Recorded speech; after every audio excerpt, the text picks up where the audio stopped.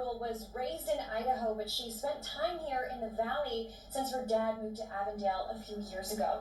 He describes her as fun, smart, and strong-willed, and says it's impossible to imagine she was killed in the worst homicide police say they've ever seen in this small Idaho city.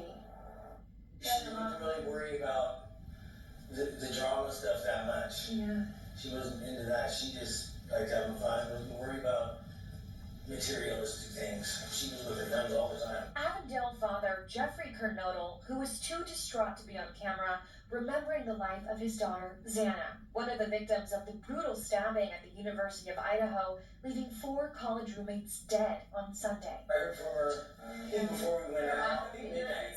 It's the last time I heard from her, and she was fine. The murders happened early Sunday morning, rocking the small town of Moscow, Idaho, which hasn't had a murder since 2015, according to state records. I have no idea. That doesn't make sense. He says Zana was in constant communication with her family, and nothing about that night seemed unusual. The door locks with the number code. Every time you open it, like I had to go back to I had to go around the house to get in the house because it's the number code. So they either knew that or they just kind of went around and found the slider open. A father struggling to understand how this could have happened. Why Zana? They were just hanging out at home.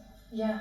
Zana was hanging out at home with her boyfriend. 2 other female roommates, Madison Mogan and Kaylee Gonsalves, were killed along with Zana's boyfriend, Ethan Chapin, who Jeffrey loved. And her and Ethan were together about a year, give or take some, whatever, but she really, when I went up there, I saw her just, a week before that. She changed a lot. She had a life. She got to see what it was to have a boyfriend to live with and have a real life. And she really turned around and was being really responsible, helping him out, doing studies and stuff. I was really impressed. Kernodle says there's one thing the autopsy shows for certain. Zana, a strong-willed girl, fought her killer until the very end. Bruises and just, maybe hurt by the knife or whatever. She's a tough kid. Whatever she wanted to do, she could do it. Continuing. Welcome back to my Mental Health and Crime channel. This is for educational purpose only. This is all my thoughts and speculations. This is the case of the Idaho 4. Zana's father, Jeff Kernodle, clearly stated to the interviewer that Zana was at home that night, and a week earlier he helped Zana to change her locks. I wonder if there was a threat going on towards Zana a week earlier before the quadruples. Her father said Zana was just chilling at home. Why do I just feel like the surviving roommates are not being genuine? In my opinion, this doesn't make sense. Was Zana at home?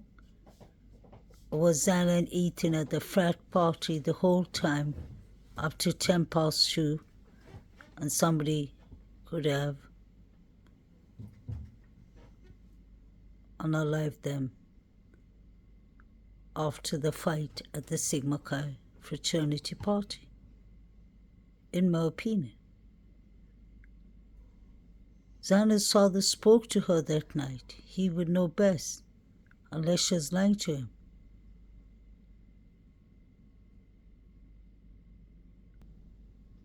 Back with me now to answer your viewer questions. And Brian, the first question comes from Patricia in North Carolina. Have a listen to what she wants to know. I had a quick question regarding Ethan and his former fraternity, Sigma Chi. I heard that they were announcing a scholarship in his name, but I saw some people a little suspicious of the timing of this. What exactly are your thoughts? Did this feel quick to anybody else? Did this feel like the right time to do this? It's a really good question, Brian, because I know that it's been hard getting information from Sigma Chi members.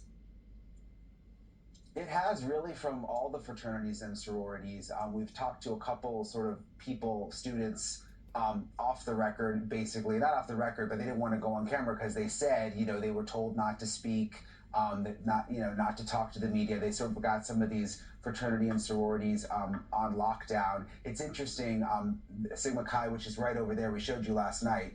I can see it from here. There's something going on over there tonight. A lot of noise coming from the fraternity house tonight. This was interesting. Brian Entin said that there was loud noises coming from the Sigma Chi fraternity. And this was after, I believe, a week after the unalivings. They continued partying like nothing happened. All the frats and sororities. So was this a revenge unaliving? Now what is interesting is Brian Entin, who was boots on the ground from the very beginning, said that he tried interviewing the frats and the students, and they told them that they were strictly not allowed to talk to reporters, to the media. They were put on a lockdown. That's what Brian said. I wonder why.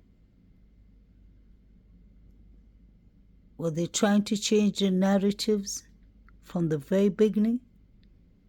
Just saying. Doesn't make any sense. Really good question, Brian, because I know that it's been hard getting information from Sigma Chi members.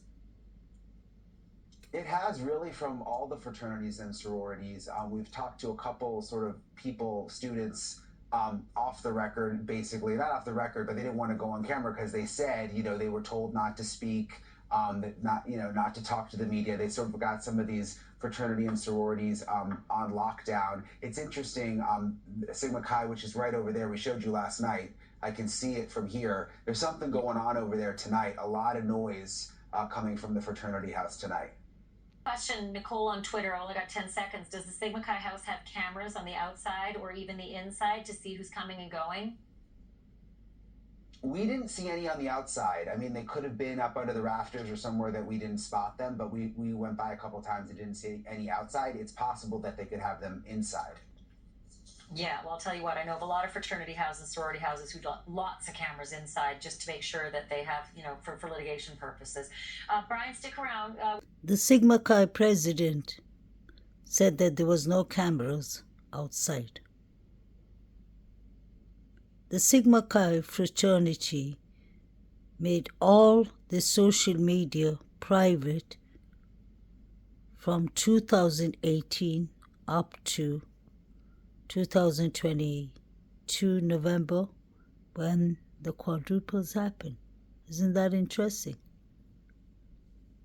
I've always had my eyes on the frats because they were doing the most that night. And the sororities. And the surviving roommates, in my opinion. Do y'all remember that I mentioned Dylan Mortensen, DM, had put her pictures on VSCO that night of her with the mask and Quinn Kelly allegedly with the mask and other pictures. Isn't it interesting? This is from News Nation. It's written above Dylan Mortensen via VSCO and Bethany Funk via VSCO.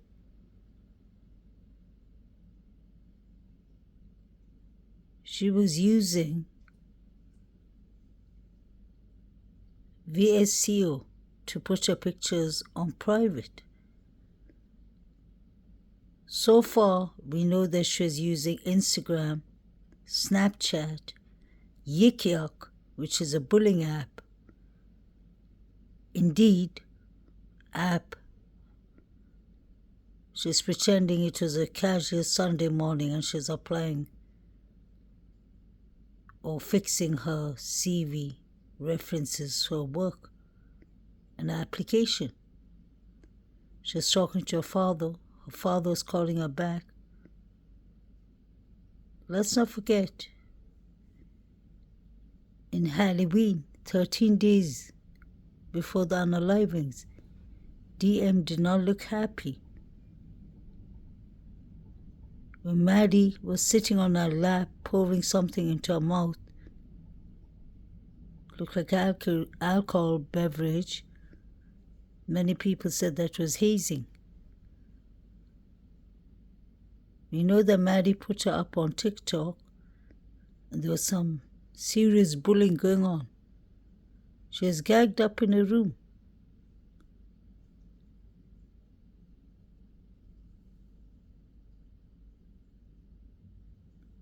Zana was sitting next to DM, and Maddie was sitting on her lap. Could this have been about revenge? Now that we know that DM ran down to Bethany Funk's room and she saw poor Zana sitting with her back kneeled on the wall, and she didn't even think of calling 911 or calling even Zana's parents, calling her father or calling her sister so that they could call help. Doesn't make sense. We were told in the beginning that Bethany Funk was at the party, at the Sigma Chi Fraternity party, but now we're hearing that she was at home with DM, Maddie, and Kaylee, and they were talking about going and getting food from the food truck. Strange. I don't trust both the surviving roommates. Their stories don't make sense. They don't sound genuine on the 911 call either, in my opinion only. Phone with me now. Kara, can you hear me okay? Yes, I can. Can I just ask you off the bat how you are getting by in this terribly sorrowful time? Not very easily, not good. I mean, I don't know what to think of that. I can't even imagine the pain that you and your family are going through. Have the police been helpful to you, Kara, to understand some of the things they can and can't say? Honestly, no. Honestly, no. They haven't said anything. I learn more on the news and on TV than they have said to me. Have you had a chance to talk with some of the other parents of the other 3 kids who were there that night and share information amongst yourselves? Not really, honestly. I've just been dealing with my family, and we've just been absorbing this shock. Can you tell me, Kara, what you do know about this terrible night? Well, what I do know is not nearly enough. We need more answers. There's so much more that can be done that has not been done. And I just know that there's GPS, NASA, to find out who went into that home that night. I know that. Why hasn't that been looked into? Why hasn't that been accessed? Kara, can I ask you that there is a mysterious sort of 4-hour and 45-minute block of time that's unaccounted for by the police timeline. The police say that your daughter Zana and her boyfriend Ethan were at the Sigma Chi house from 8 until 9 p.m., but then they don't have any information on where they were from 9 p.m. till 1:45 a.m. Do you know anything about that from either your information from the police or Ethan's family or anybody? I may be candid in saying this, but I think that they were at a bar. And where do you get that information from? Did someone tell you that they'd gone from the Sigma Chi house to a bar before they ended up home? That's what their father conveyed to me, that he thought that they were at the bar that night. So, yeah, I mean, that's what college kids do on the weekends. So. But you don't know for sure that they left the Sigma Chi house, went to a bar? I don't know for And- sure, absolutely not. And you can confirm that Zana's room was on the second floor of the house? Yes, I can confirm that. And you know, And was it on- I do. Sorry? I just had a question about the other two roommates who were there, on the first floor, and I just wonder, you know, wasn't something heard? And I just wonder, you know, wasn't something heard, or, you know, the surviving roommates that were there, they had to have heard something, they had to have, the dog, something. I can help you with that somewhat. There is information from a prior tenant who lived on the first floor who said when he lived there in 2019, he moved out. He said he could never hear anything on the second or third floor. If the television was playing very loudly on the second floor, he might hear it from the first floor. And I don't know if that helps you. Yeah, but that is not right. Because there wouldn't be any TV out loud. They all came home, and now that we know that DM and BF were sitting and talking to Maddie and Kaylee at 2 o'clock, 2:10, and Zana and Ethan weren't mentioned, so where were they? BF could have easily seen from a window somebody coming inside the house or leaving, or seen the suspects, like the Banfield boys, allegedly. She could have easily seen that, and that is exculpatory evidence. We don't know yet what BF has seen. DM is supposed to be the witness, and she's the only witness with descriptions like one bushy eyebrows. She doesn't know if the person was white, but she believes the person was white yet again. Nothing makes sense with DM's statements. This is where Dylan lives. And look at the steps upstairs to Kaylee and Maddie's rooms on the third floor. This is the second floor. The living room is opposite the steps. It's on this side. What I'm trying to show you is DM would have definitely seen Koberger, or allegedly whoever she claims that she saw, face to face. Even if it was dark, the good vibes picture with the lights was on. DM ran downstairs to BF, and she saw Zana sitting.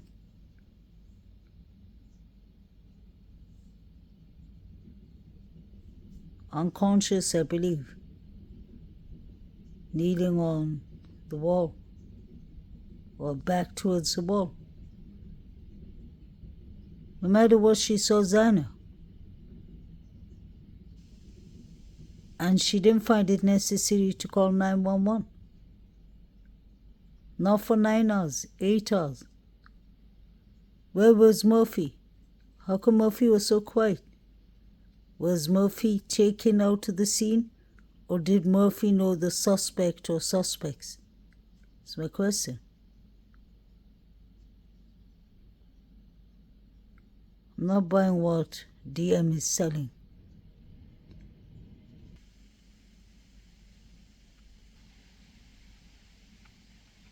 Could DM and BF have been involved for not calling the cops for 8 hours or 9 hours?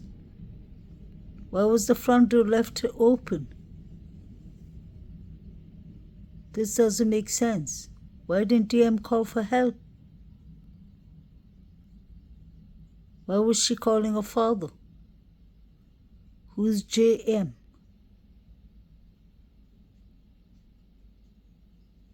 If she ran down to BF's room, wasn't she scared that the suspect would catch her on the way and unalive her too? This doesn't make sense. and she saw Zana on her way down. Zana's room was open, and she still did not call for help. Make this make sense?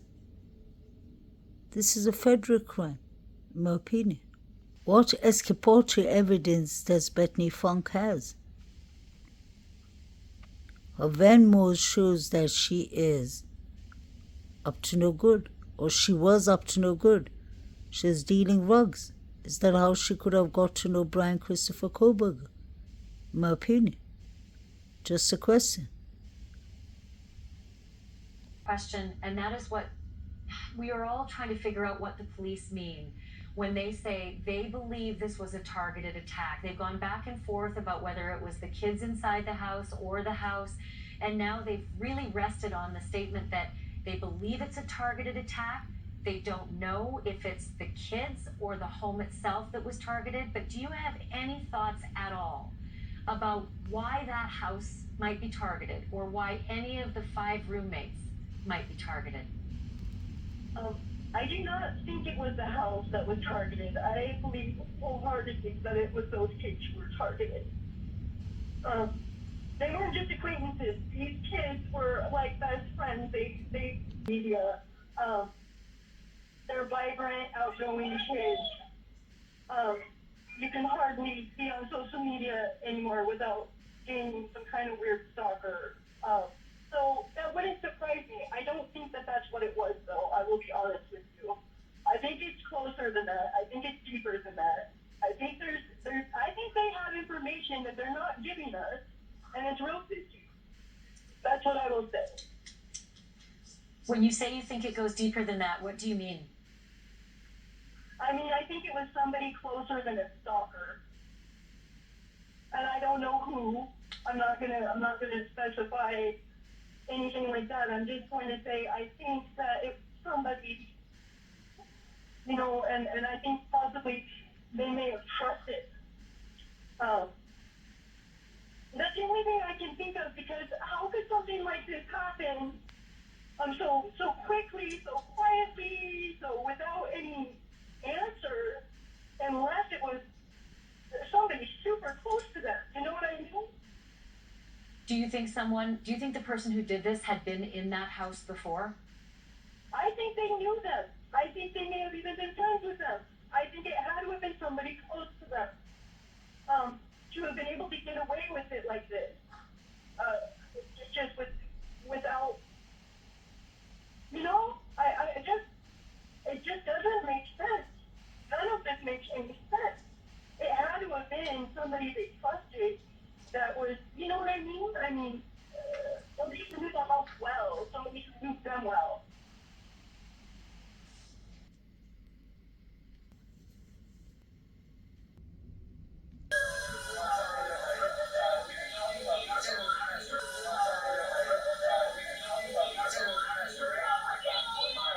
Clearly calling out Zana's name.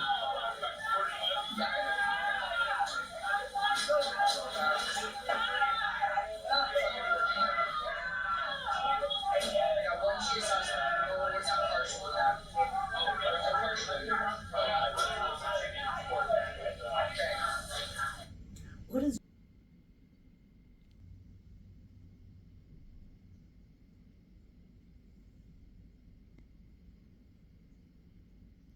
that Zana?